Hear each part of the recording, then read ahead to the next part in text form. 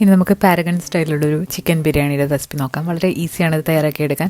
വഴറ്റിയൊന്നും കഷ്ടപ്പെടേണ്ട.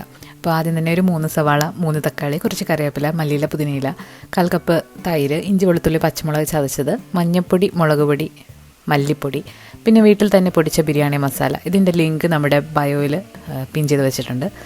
വേണമെന്നുള്ളവർ comment ചെയ്താൽ മതി. ആവശ്യത്തിനുള്ള ഉപ്പും കൂടി ചേർത്ത് നന്നായിട്ട് മിക്സ് ചെയ്തിട്ട് ഇതിലേക്ക് 1.5 കിലോ ചിക്കൻ, അതുപോലെ തന്നെ കുറച്ച് ഓയിലും 1 ടീസ്പൂൺ നെയ്യും കൂടി ചേർത്ത് നന്നായിട്ട് മിക്സ് ചെയ്ത് 1 മണിക്കൂർ മാറ്റി വെക്കുക. അതിനുശേഷം ഇത് നന്നായിട്ട് കുക്ക് ചെയ്ത് എടുക്കുക. ഇനി അരിക്ക് വേണ്ടിയിട്ട് നമ്മൾ വെജിറ്റബിൾ ഓയിലിലേക്ക് നെയ്യും മുഴുവനുള്ള സ്പൈസസും, കുറച്ച് ഉള്ളി, കുറച്ച് ക്യാരറ്റ് പൊടിയായിട്ട് അരിഞ്ഞത്, കറിവേപ്പില ചേർക്കുമ്പോൾ ഒരു പ്രത്യേക ടേസ്റ്റാണ്.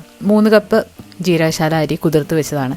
അപ്പോൾ അത് നന്നായിട്ടൊന്ന് വറുത്തിട്ട് ഇതിലേക്കൊരു 5 കപ്പ് വെള്ളവും 1 ടീസ്പൂൺ റോസ് വാട്ടറും കൂടെ ചേർത്തിട്ട് 10 മിനിറ്റ് നേരം അടച്ച് മീഡിയം ഫ്ലെയിമിൽ കുക്ക് ചെയ്യുക. അതിനുശേഷം വീണ്ടും അടച്ച് ചെറുതീയിലൊരു 10 മിനിറ്റ് കൂടെ കുക്ക് ചെയ്തിട്ട് ചിക്കൻ്റെ മുകളിലായിട്ട് നിരത്തി കൊടുക്കുക. ഫ്രൈഡ് ഓണിയനും മല്ലിയില, പുതിനയില, അതുപോലെ കാഷ്യൂ നട്ട്സും റൈസിൻസും കൂടി ഇട്ടിട്ട് ഒരു 20 മിനിറ്റ് ദം ചെയ്ത് എടുത്തിട്ടുണ്ട്. നല്ല ടേസ്റ്റ് ആയിട്ടുള്ള ബിരിയാണിയാണ്. റൈസ് വേറെ, ചിക്കൻ വേറെ ഇങ്ങനെ ഒരു പാത്രത്തിലേക്ക് മാറ്റിയിട്ട് സെർവ് ചെയ്യാവുന്നതാണ്.